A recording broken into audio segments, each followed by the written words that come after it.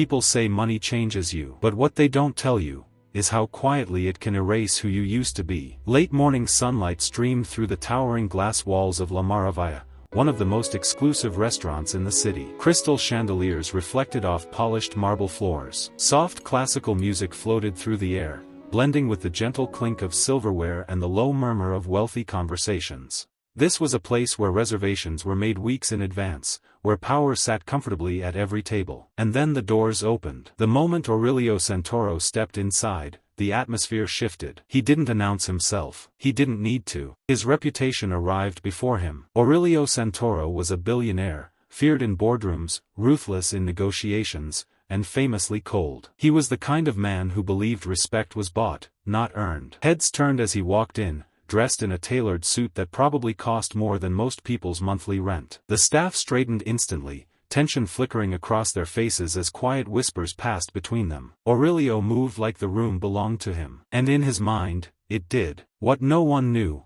not the diners, not the staff, not even Aurelio himself, was that before this afternoon ended, he would leave this restaurant a very different man. And the person who would change him wasn't a CEO, a rival, or a journalist. It was a waitress he barely noticed. If you believe that kindness can humble power and that dignity speaks louder than money, take a moment to like this video, share it, and subscribe. And tell us in the comments where you're watching from. We love seeing how far these stories travel. At the far end of the dining room stood Marcela Rios. She was in her early 20s, wearing a neatly pressed uniform, dark hair pulled back into a simple ponytail. Her movements were calm and efficient, practiced from countless long shifts. There was nothing flashy about her, but there was something steady, an unspoken strength that came from responsibility arriving too early in life. Marcela wasn't just working to pay bills. She was supporting her younger brother after their father passed away, helping her mother manage mounting medical expenses, saving whatever she could for a future that still felt fragile and uncertain. Every shift mattered, every tip counted, and every day demanded quiet courage. Life had taught her quickly that pride wasn't about status,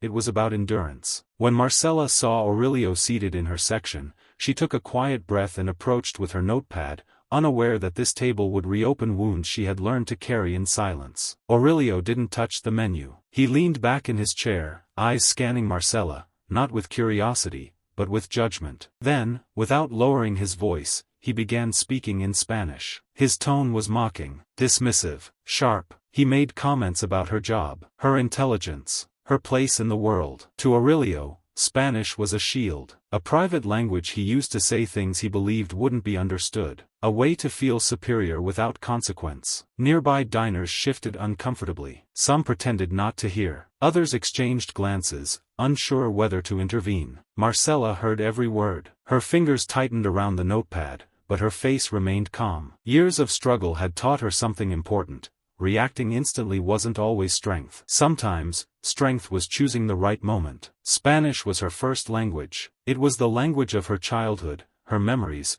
her mother's lullabies, her father's stories. She learned English out of necessity, hospital visits, paperwork, survival, but Spanish lived in her bones. Aurelio continued, growing bolder. Each sentence cut deeper, assuming ignorance where there was intelligence, weakness where there was resilience. Then Marcela spoke. She stepped slightly closer and responded in perfect, fluent Spanish. Her voice was steady, polite, firm. The effect was immediate. The table behind Aurelio went silent. Conversations around them faded as diners turned to watch. Aurelio froze mid-gesture, his expression collapsing into shock. This wasn't what he expected. He stared at her, embarrassed, exposed. The power he thought he held vanished in an instant. Marcela didn't insult him. She didn't raise her voice. She simply spoke with clarity and dignity, reminding him, without accusation, that respect wasn't optional, and humanity didn't depend on wealth. For the first time in years, Aurelio felt something unfamiliar. Shame. It settled heavy in his chest as Marcela finished taking his order and walked away with quiet composure. A ripple of admiration moved through the room. A few diners nodded toward her. Others glanced at Aurelio with silent disappointment. He sat there, stripped of the dominance he walked in with. As he waited,